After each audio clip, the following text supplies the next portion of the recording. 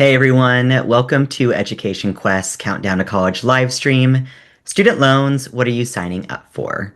My name is Gage Boardman, and tonight we are diving deep to help you understand the ins and the outs of student loans. If you have any questions as we go through the stream tonight, please feel free to put them in the chat. We'll have a little Q&A session at the very end following our presentation.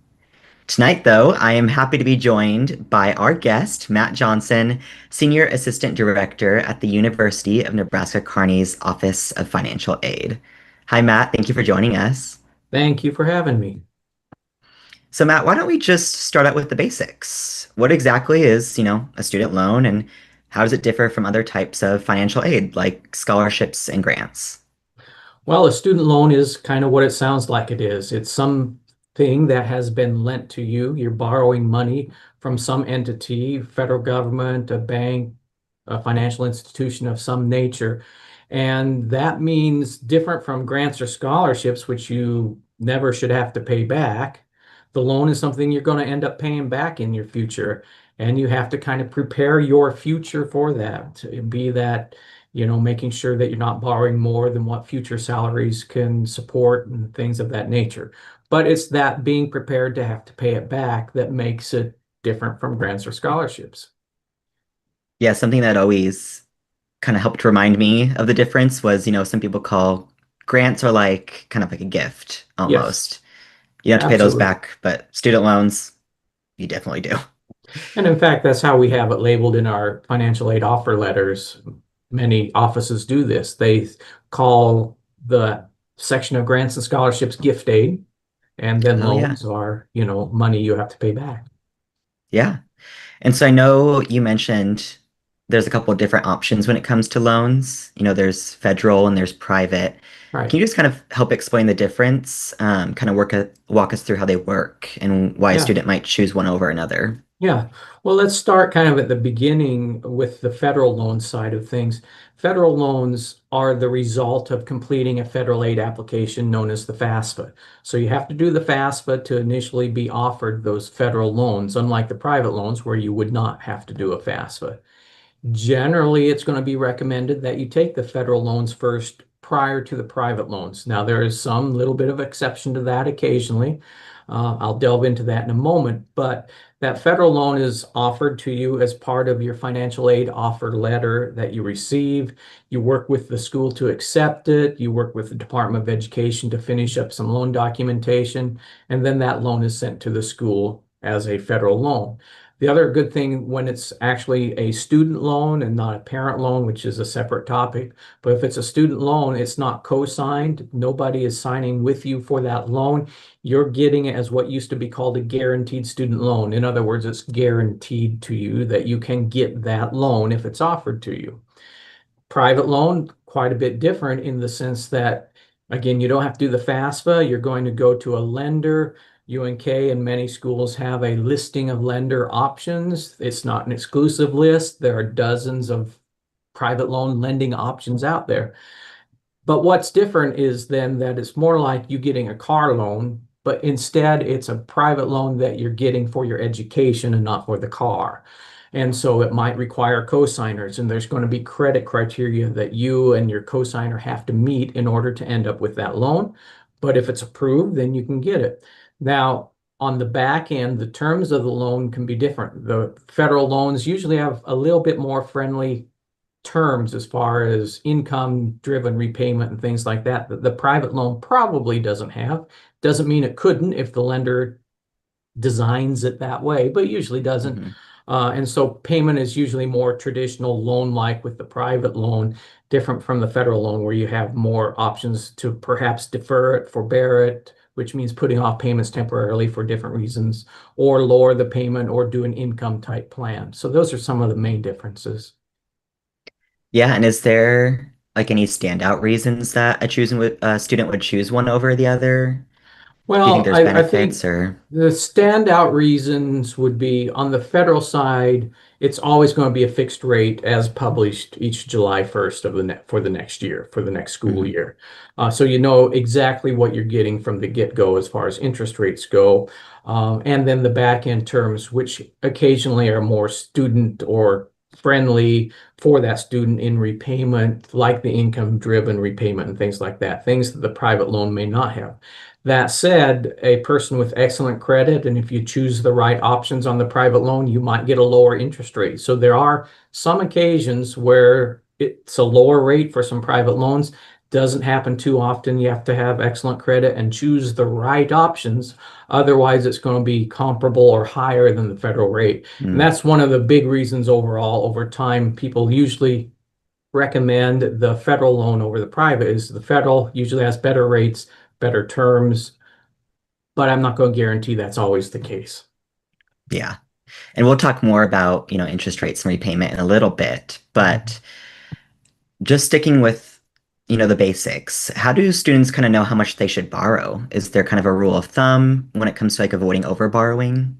Well, I think this is still true that you have to remember that it's not the borrowing you can do now, because you could borrow a lot of money right now, Hmm. but it's really your ability to repay it. Well, what's going to repay that loan? It's going to be your future salary. So I think it's a good practice for a student who is thinking about borrowing to look into their future a little bit and say, if I go into this career as a mechanic, or if I go into this career as a lawyer or a professor or a teacher or someone in social work or whatever their degree is going towards, what is the salary look like? And especially not just the average salary, but the beginning salary in that field and say, can I afford the amount I'm going to borrow? There used to be, and I think this is still a good rule of thumb, is that your regular standard payment should not be more than about 8% of your monthly income. So, you can use that as a general rule of thumb. With the federal loans and a low income, there's ways to change the amount you're going to pay, but you don't want to have to pay forever and ever and ever. And a good way to avoid that is to stay in the standard repayment model, which is a 10-year repayment, which is long enough by itself, Hmm. and say, can I keep my debt low enough that I'm not paying more than about 8% of whatever my projected salary is going to be. That's a good starting point. There's other factors you would want to consider, but I think that's a good one. Will my future salary support what I'm going to borrow? Yeah, that's great, especially when it comes to, like you mentioned, picking a major and picking your career path. You want to make sure it Mhm. lines up with how your finances Absolutely. look.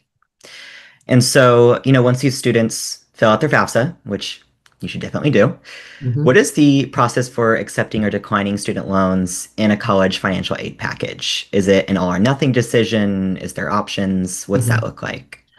Well, I'm assuming that we've moved out of the old days a little bit where you had to go in and sign a letter, a physical paper letter or something like that. Almost all um, student financial aid offices are going to have a portal of some sort that you can go into. UNK's, for example, is called My Blue, and UNL's might be My Red, and then there's dozens of different names for Hmm. different portals that you might go into. But the point is you can look up your financial aid there, see your financial aid, and decide how much of that student loan you want to receive. And it's never an all or nothing proposition. It's always how much do you need, and you can type in the amount you want to receive over the course of the school year or the semester, depending on how that portal is set up.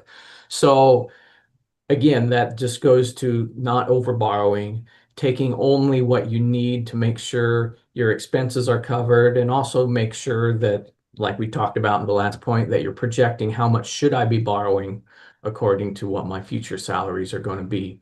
So that's how it works. An online portal and accepting what you need.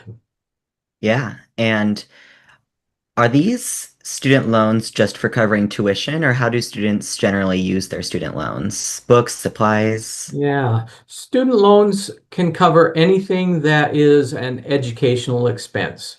And generally, we kind of outline the categories on your financial aid offer letters. All schools must do this. So certainly tuition and fees, that's an obvious.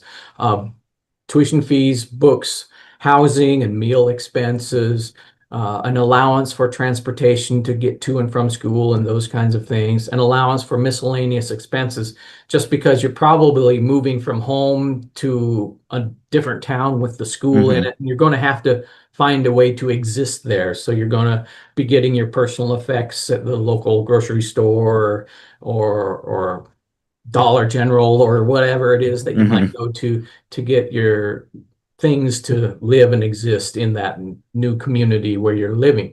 So there's an allowance for all those things, and your loan may assist with paying any of those categories of things.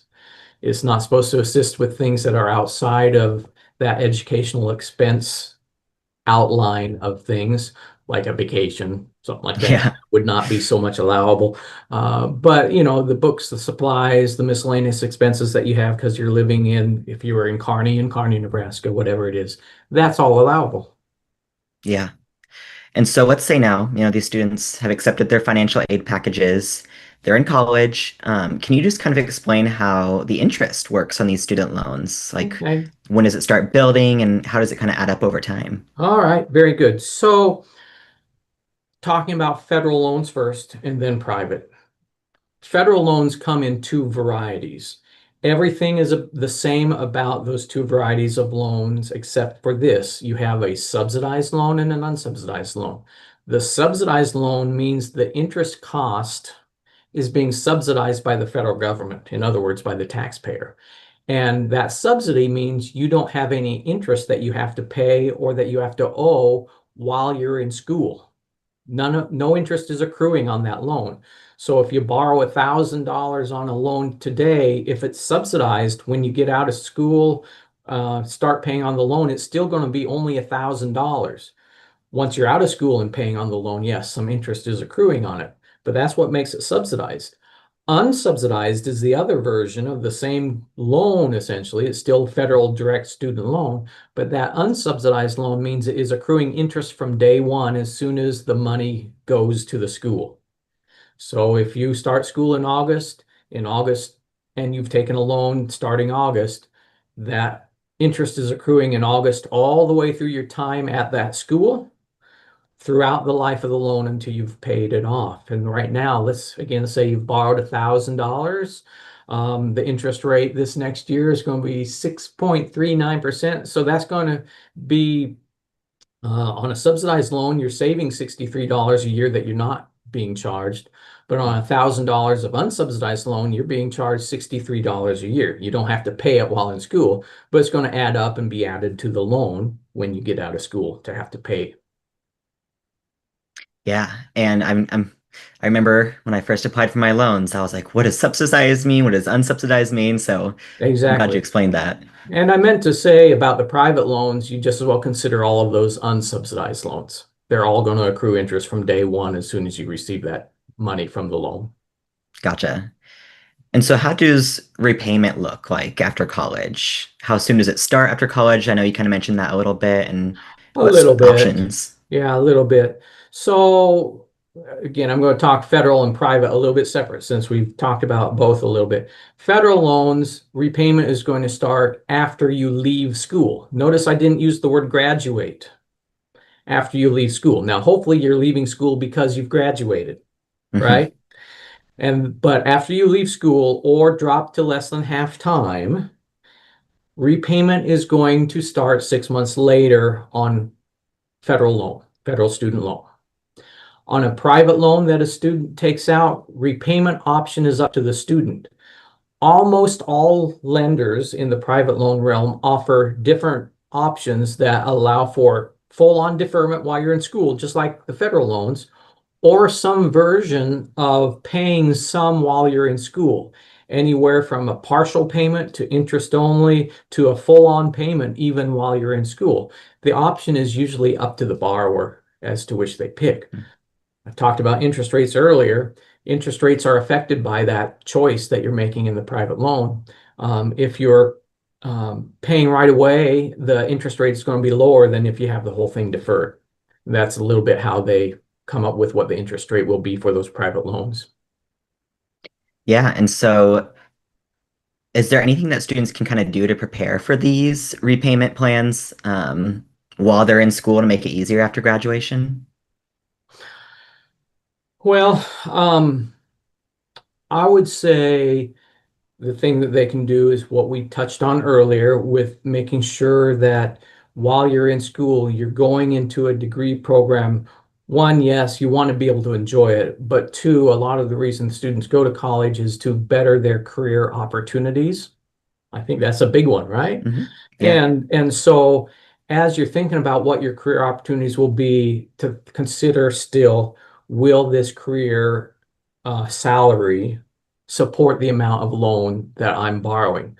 Obviously, the lower the amount that you borrow, the easier repayment is going to be when you get out of Hmm. school, the lower the payment is going to be. So that's one way to prepare. And then the other way to prepare is to truly be familiar with the loan repayment options you will have.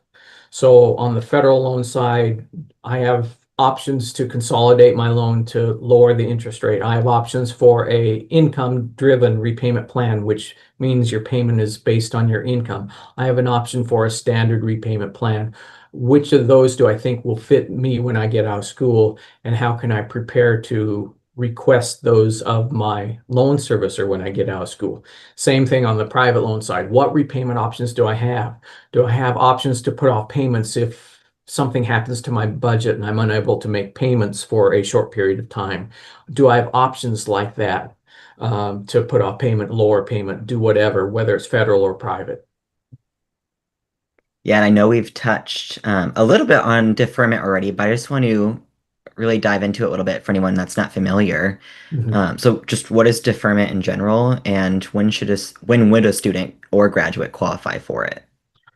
Deferment is the most basic of deferment. It's called in-school deferment. And while you're in school as at least a half-time or greater student, the deferment means you don't have to pay on the loan while you're in school, when it's in school. There are Mhm. other deferments for active duty military, things like federal service programs, Peace Corps comes to mind, unemployment, things of that nature that can put off payments for a period of time while you're completing that thing, whatever that thing is, active duty military, or if you're active, then there can be deferment for that. But the most familiar one is that in-school deferment, not having to pay on the loan while you're in school as at least a half-time student. Yeah. And we've also touched on loan servicers and what they do and how they can help you. But just in basic terms, kind of what is a loan servicer, federal Yeah. and private, and what Okay. can they do to help me? Yeah. On the private end, that's the easy answer, is that, whoever you're borrowing the money with is usually also your servicer. And so you don't have to worry about that. If I'm borrowing from lender A, they're going to assign it to some other group to collect on the Hmm. loan in repayment. That doesn't always happen, and that doesn't mean your loan portfolio couldn't be sold to some other lender or servicer on the private end, but doesn't happen too often. But on the federal end, the thing is you're borrowing directly from the Department of Education, but the Department of Education contracts with several servicers, about five or six of them, different servicers that are out there to manage the repayment, especially of your student loan, although they are assigned the loan as soon as you get it.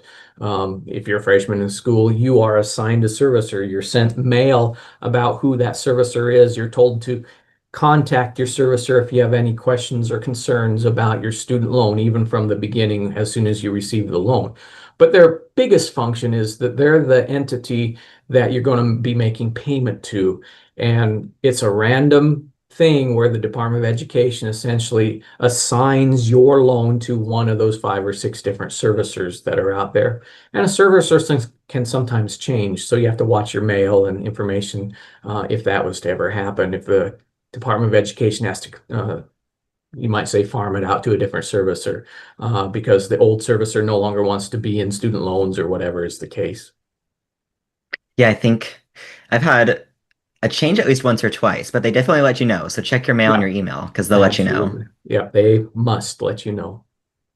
And so just to close, as we all know, federal student loan collections recently restarted. Mhm. What does this mean for high schoolers or college students watching, and what should they know about it? Well, the whole issue came up during COVID, that this topic even exists in that, until COVID, students went to school, they got out of school, payment started 6 months after they got out of school, and everything just flowed like that.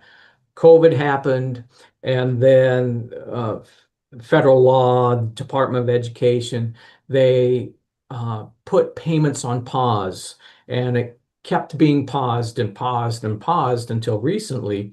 And so federal loan borrowers weren't having to make payments throughout this whole period of time until this past fall, basically. Well, now that all those borrowers are re-entering repayment, there's a little bit of confusion out there, and I think people hoping, is this real? Maybe I don't really have to do this.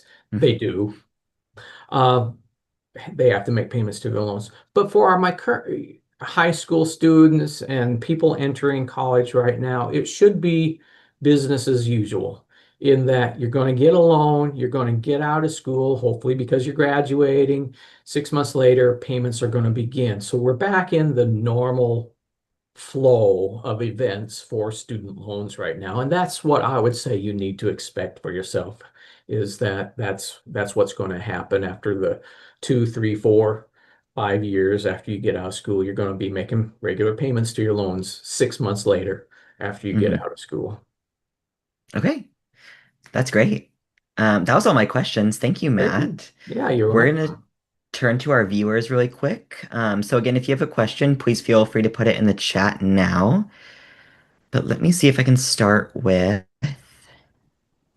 Okay, Matt, I've got one for you. Yeah, I'm nervous about borrowing loans. Are yeah. there alternatives I should consider before taking one out?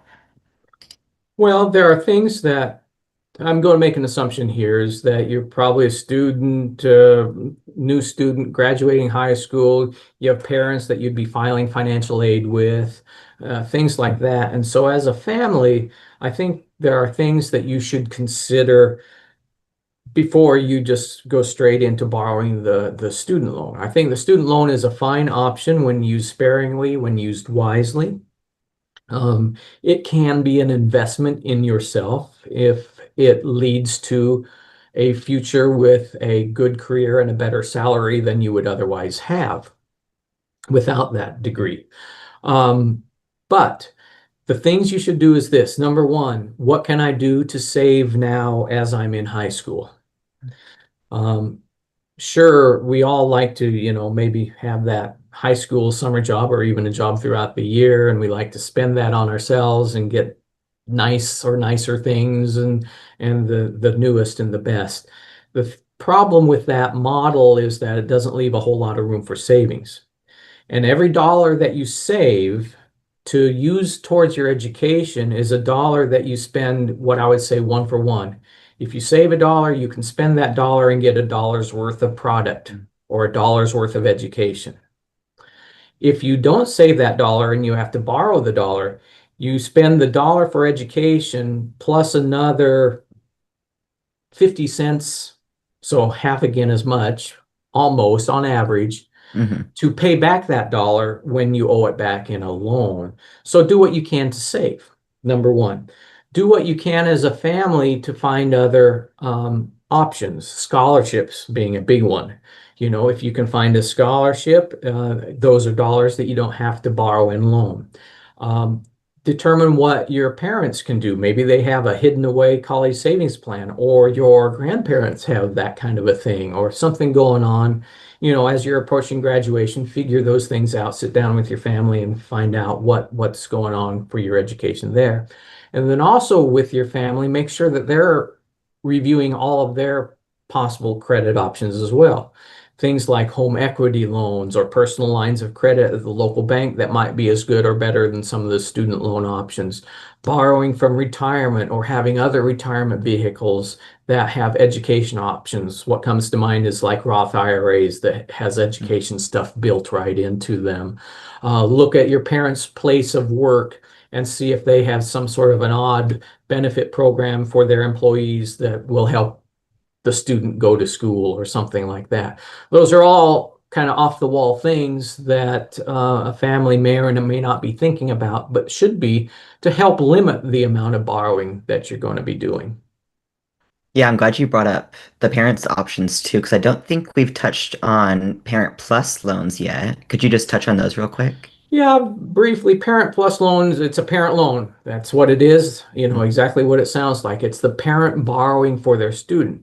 Now, I would never borrow that loan as a family until after I've exhausted the federal student loan option first, because that parent loan rate and fees is higher. Even as parents, if you were wanting to pay that loan back for your student, it'd be more economical to take the student loan and pay the student loan back for your student than to take the parent loan if you didn't otherwise need the parent loan. But that parent loan, the parent is borrowing it. The parent generally pays it back even as the student goes through school. It's not automatically deferred, although that is an option you can choose with the loan servicer. And then the parent would be paying that back in regular repayments. Great, And it's a federal loan. It's a federal loan from the Department of Education, from the federal government. great. And I have another question for you here. If I change majors or take longer to graduate, how will that affect my loans? Well, assuming that you change majors and don't take any breaks from school for periods of longer than 6 months, nothing is going to happen to your student loan. The unfortunate thing is it might take you longer to graduate because you'll have new requirements for your new major. And so that might mean more borrowing for you in your future. So make sure it's worth it.